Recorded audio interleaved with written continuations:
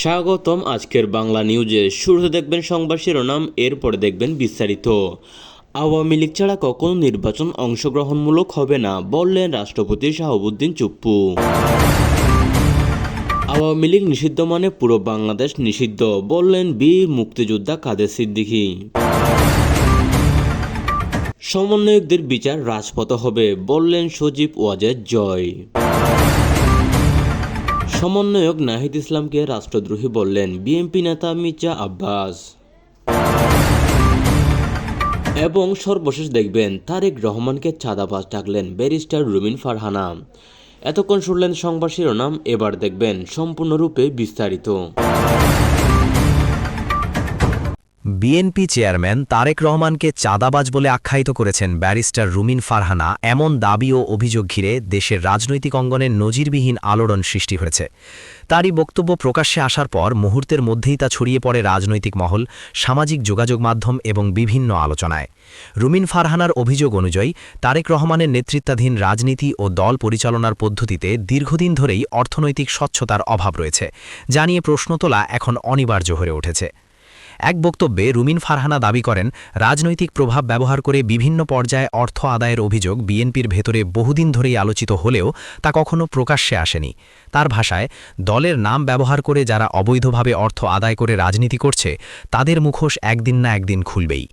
তিনি আরও বলেন, জনগণের জানার অধিকার রয়েছে কারা রাজনীতির নামে অর্থনৈতিক অনিয়মে জড়িত এবং কারা ক্ষমতার আড়ালে থেকে এসব কর্মকাণ্ড চালাচ্ছে।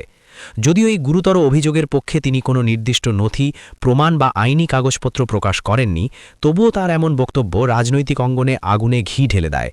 অনেকেই বলছেন এটি শুধু একটি ব্যক্তিগত আক্রমণ নয়, বরং বিএনপির অভ্যন্তরীণ দ্বন্দ্বের বহিঃপ্রকাশ, যা এখন প্রকাশ্য রূপ নিচ্ছে। বিশেষ করে মনোনয়ন, নেতৃত্ব ও ভবিষ্যৎ রাজনৈতিক অবস্থান নিয়ে চলমান টানাপড়নের প্রেক্ষাপটে এই বক্তব্যকে অত্যন্ত তাৎপর্যপূর্ণ বলে মনে করা হচ্ছে।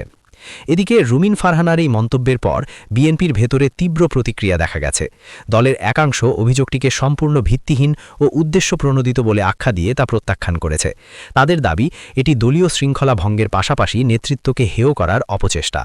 অন্যদিকে দলের বাইরে ও বিরোধী রাজনৈতিক শিবিরে অনেকে বলছেন, এত বড় অভিযোগ উঠলে তা হালকাভাবে নেওয়ার সুযোগ নেই, বিষয়টি স্বচ্ছ তদন্তের মাধ্যমে পরিষ্কার করা জরুরি। রাজনৈতিক বিশ্লেষকরা মনে করছেন, এই বক্তব্য বিএনপির চলমান অভ্যন্তরীণ সংকটকে আরও গভীর ও প্রকাশ্য করে তুলেছে। তাদের মতে, অভিযোগ প্রত্যভিযোগের এই ধারাবাহিকতা শুধু একটি দলের নয়, বরং সামগ্রিক রাজনৈতিক পরিবেশকেই উত্তপ্ত করে তুলছে। একই সঙ্গে আইন ও সংবিধান বিশেষজ্ঞরা সতর্ক বলছেন, প্রমাণ ছাড়া এ ধরনের গুরুতর অপরাধমূলক অভিযোগ প্রকাশে আনা হলে তা আইনি জটিলতা ও মানহানির প্রশ্ন তৈরি করতে পারে। সব মিলিয়ে ব্যারিস্টার রুমিন ফারহানার তারেক রহমানকে চাঁদাবাজ আখ্যা দেওয়ার দাবি দেশের রাজনীতিতে নতুন মাত্রার বিতর্ক, উত্তেজনা ও অনিশ্চয়তার জন্ম দিয়েছে। এই অভিযোগের বাস্তব সত্যতা কী, এর পেছনের রাজনৈতিক উদ্দেশ্য কী এবং শেষ পর্যন্ত এর পরিণতি কোথায় গড়ায়, সেটি এখন রাজনৈতিক অঙ্গনের সবচেয়ে বড় প্রশ্ন হয়ে দাঁড়িয়েছে।